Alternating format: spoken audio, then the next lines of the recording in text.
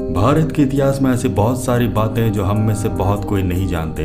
आज मैं आपको बताऊंगा दोस्तों कि भारत की पहली महिला शिक्षक कौन थी, किस तरह उन्होंने अपने पढ़ाई के लिए स्ट्रगल किया और आज की डेट में जो महिलाएं स्कूल जा रही है उनके पीछे उनका कितना बड़ा योगदान है। और आप जानेंगे दोस्तों कि भारत की पहली महिला डॉक्टर कौन थी और उन्होंने अपने पढ़ाई के लिए कैसे स्ट्रगल किया। और उन दिनों जब महिलाओं को घर से निकलने का ही मौका नहीं दिया जाता था, उन दिन उन्होंने डॉक्टर की डिग्री हासिल की। तो चलिए देर नहीं करते हुए वीडियो को स्टार्ट करते हैं। आज के डेट में सभी को स्कूल जाना अनिवार्य है, लेकिन एक समय ऐसा था दोस्तों जब लड़कियां स्कूल नहीं जा सकती थी।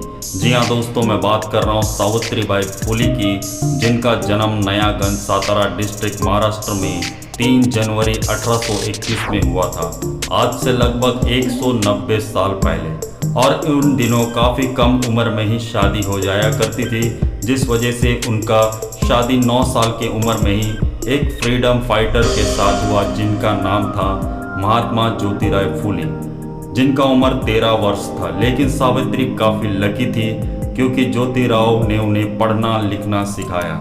लेकिन दोस्तों दोनों के मन में बस एक ही सवाल आया कि आखिर लड़कियां स्कूल क्यों नहीं जाती। लेकिन उन दिनों महिलाओं को स्कूल जाना मना था। उन दिनों सिर्फ ऊंचे जाति के पुरुष ही स्कूल जाया करते थे। सावित्री तो एक छोटे जात की महिला थी और वो भी एक लड़की जो स्कूल जाना चाहती थी। सावित्री और ज्योतिराव ने फिर निर्णय लिया क्यों नहीं हम एक महिलाओं के लिए स्कूल बनाएं।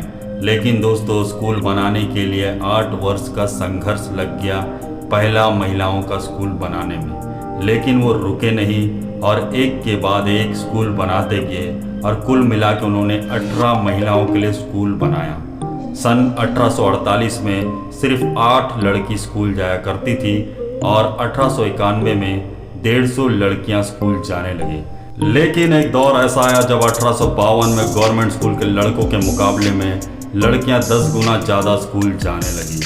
सावित्री फुले जी को भारत का पहला महिला शिक्षक का उपाधि दिया गया और वो भारत की पहली हेड मिस्ट्रेस बनी। सावित्री जी के पति ज्योतिबा की मृत्यु 1890 में हुई और सावित्री फुले की मृत्यु 1897 में हुई। आज मैं पूरे भारत की महिलाओं से निवेदन करूंगा, एक सैल्यूट तो बनता है जिनके वजह से आज उन्हें शिक्षित होने का सौभाग्य प्रदान हुआ है। इसी बात पे वीडियो पे एक लाइक तो बनता है और नए हमारे चैनल पे तो चैनल को सब्सक्राइब करें।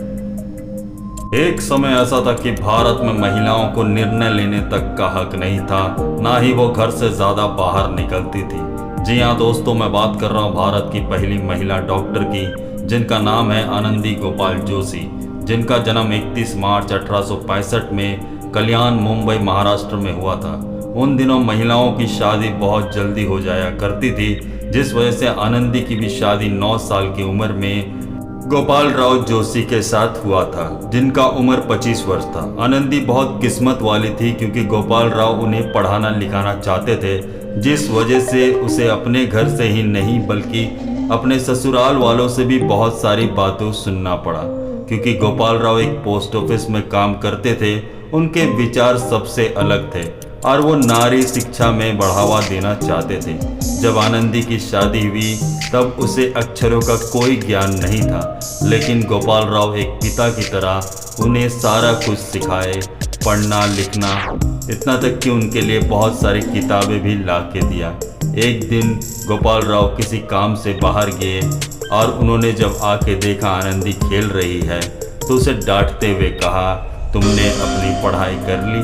आनंदी ने बहुत मुस्कुराते हुए कहा, जितनी किताब थी वो सारा मैंने पढ़ लिया। आनंदी जब 14 वर्ष की हुई तो उसे सबसे पहला बच्चा हुआ, लेकिन दोस्तों 10 दिन के बाद ही उस बच्चे की मृत्यु हो गई। उसी समय आनंदी ने निर्णय लिया कि उसे डॉक्टर बनना है, क्योंकि उस समय वहाँ पर कोई डॉक्टर नहीं होने की वजह से उसके बच्चे की मृत्यु हो गई। लेकिन आनंदी के इस निर्णय को लेकर आस पड़ोस में एक विरोध सा लहर उठ गया, क्योंकि समाज में यह गवारा नहीं था कि कोई शादीशुदा हिंदू महिला विदेश जाकर डॉक्टर की पढ़ाई करे। लेकिन आनंदी ने इन सब आलोचना की बिल्कुल भी परवाह नहीं की, जिसमें उनके पति गोपाल राव जी ने पूरा साथ दिया। सन 1886 में आनंदी ने एमडी की डिग्री हासिल की जब उसकी उम्र 19 वर्ष की थी। आनंदी गोपाल जोशी ने महिला मेडिकल कॉलेज ऑफ पेनिनसिल्वेनिया से मेडिकल डिग्री हासिल की आनंदी भारत की पहली MD डिग्री हासिल करने वाली महिला डॉक्टर बनी। क्वीन विक्टोरिया ने भी आनंदी को धन्यवाद का संदेश भेजा। आनंदी भारत लौटकर एल्बर्ट एडवर्ड हॉस्पिटल कोल्हापुर की पहली महिला डॉक्टर बनी।